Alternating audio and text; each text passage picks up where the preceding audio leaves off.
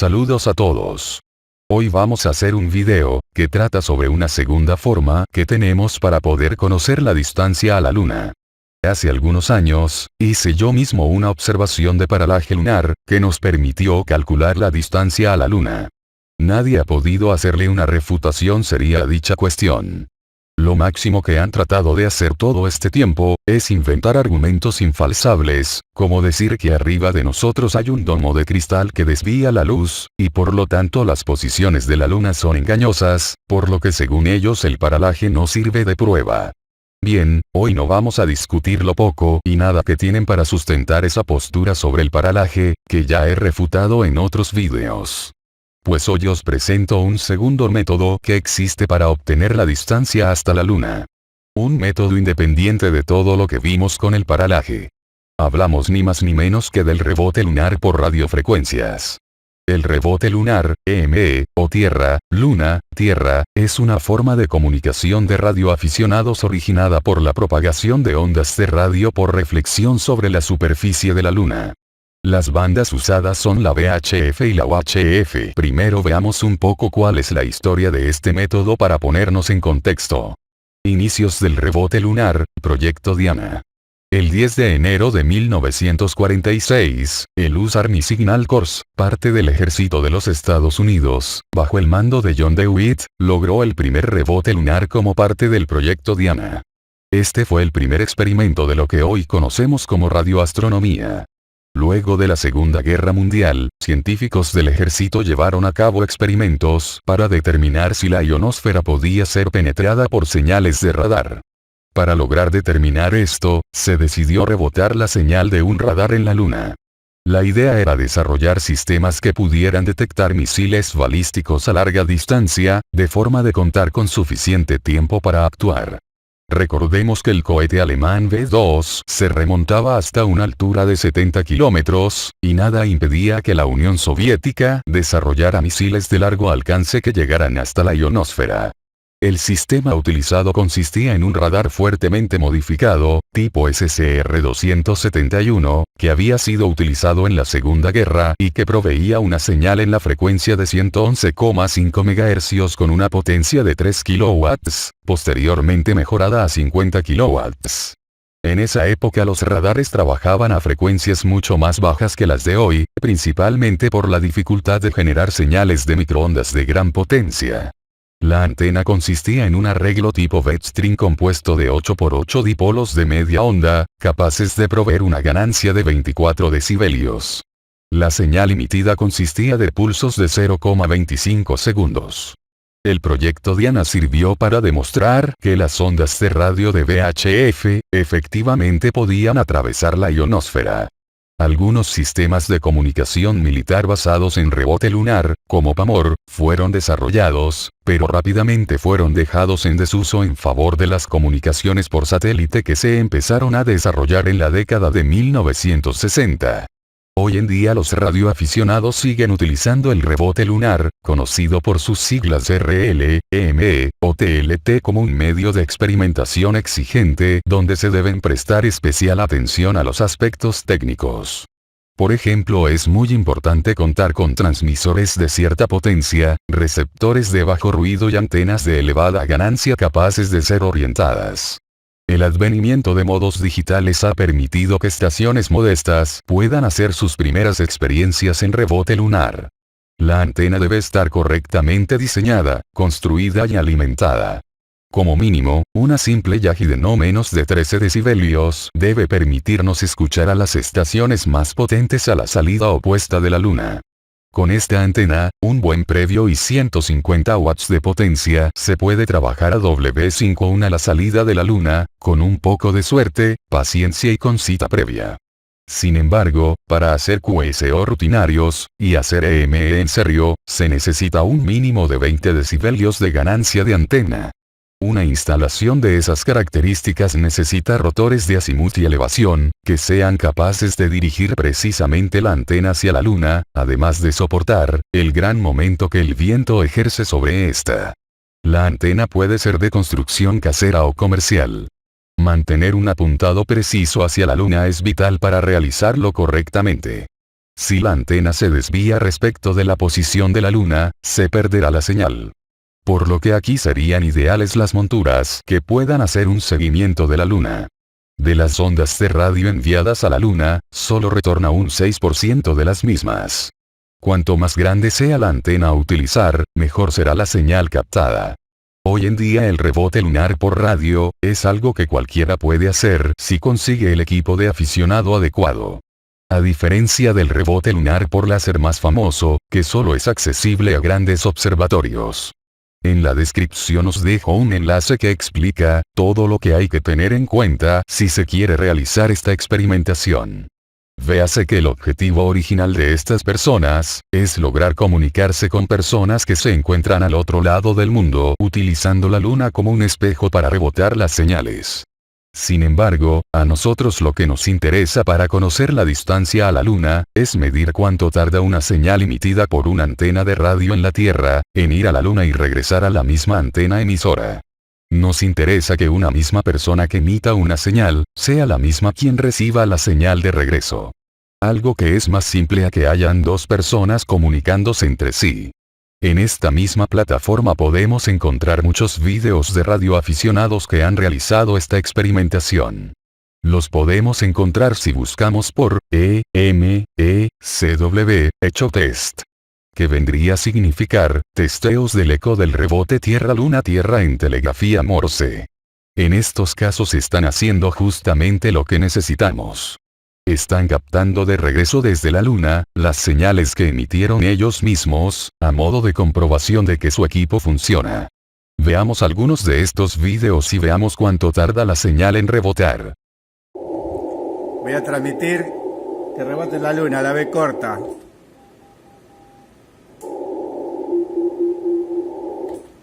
Cada vez más fuerte. Esa es la señal que vuelve. Esa es la transmisión. Esa es la que vuelve.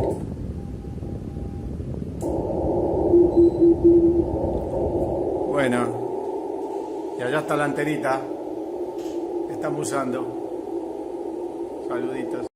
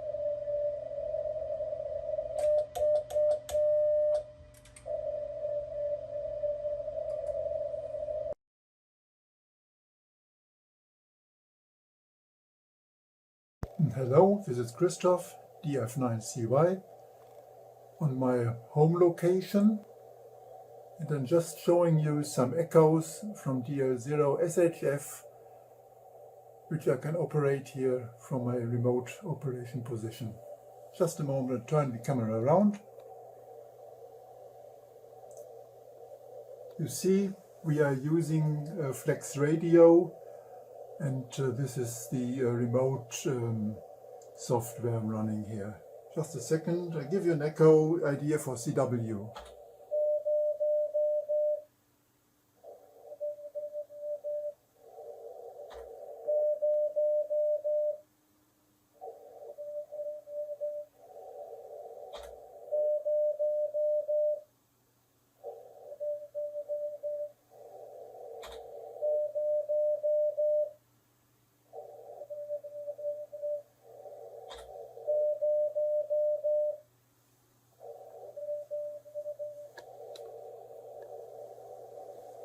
So, this is it. Hope you had fun.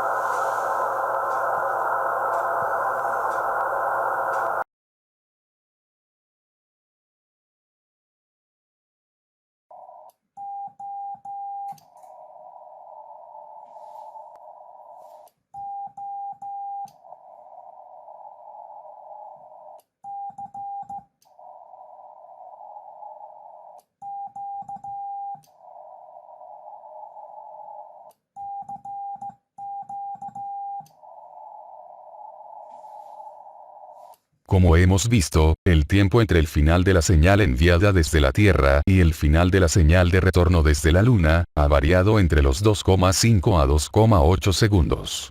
La variación entre las diferentes mediciones se puede explicar debido a que la Luna varía su distancia a la Tierra entre perigeo y apogeo, de modo que habrá una variación en el tiempo de la señal según en qué momento de su órbita se haga la medición. Tomando una medida promedio de 2,6 segundos de retraso en el rebote de las ondas de radio desde la Luna, y sabiendo que la velocidad de las ondas de radio, así como de todas las ondas electromagnéticas, es la velocidad de la luz de 300.000 km por segundo, tenemos que haciendo el cálculo, ida y vuelta las ondas de radio recorrieron unos 780.000 kilómetros. La distancia a la Luna la encontramos dividiendo eso a la mitad, lo que nos da una distancia a la Luna de 390.000 kilómetros, en base a estas mediciones de rebote de ondas de radio en la Luna. ¿Recuerdan el proyecto Diana del Ejército de Estados Unidos que vimos al principio? Aquí podemos ver el registro de las emisiones de ese día. Esta es la pantalla de osciloscopio que muestra la señal del radar. El pulso grande de la izquierda es la señal transmitida. El pulso pequeño de la derecha es la señal de retorno de la Luna. El eje horizontal es el tiempo, que está calibrado en millas. Cuanto más tiempo tarda la señal, más distancia recorre. En este proyecto las ondas rebotaron con un retraso de 2,5 segundos. Se puede observar que la medida convertida obtenida son 238.000 millas, o 383.000 kilómetros. Tenemos confirmaciones de estos resultados tanto actuales hechas por radioaficionados, como por los experimentos históricos originales. Entonces, ¿qué se van a inventar ahora, tepecitos? Tenemos dos métodos diferentes de medición de distancia a la Luna. Primero por paralaje, y ahora rebote de radio, que dan el mismo resultado. Es demasiada casualidad, ¿no creen? Que dos formas totalmente diferentes de medición den lo mismo. ¿No decían ustedes que debíamos basarnos en lo medible y experimentable? Pues acá lo tienen. ¿Se inventarán también un efecto lupa para las ondas de radio? Ya me lo puedo imaginar. Dirán que el domo de vidrio, al ser un medio más denso que el aire o el vacío, retrasa las ondas de radio y por eso se causa el retraso en la señal, lo cual permitiría tener la Luna más cerca de la Tierra, manteniendo el mismo retraso. Sin embargo, les tengo malas noticias. A modo de comparación, y aunque no sea algo exacto, aquí tenemos como los diferentes materiales transparentes reducen la velocidad de las ondas electromagnéticas de la luz a medida que atraviesan ese medio.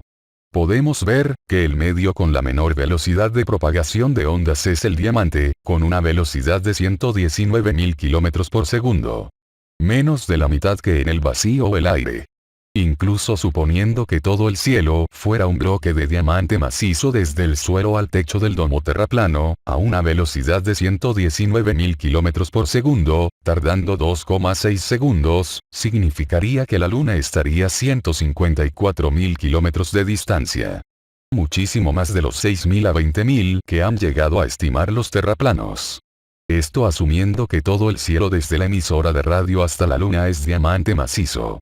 Si habláramos de una fina capa como lo que propone su domo original, el efecto en el retraso sería muchísimo menor. A estas alturas, ¿qué es mejor?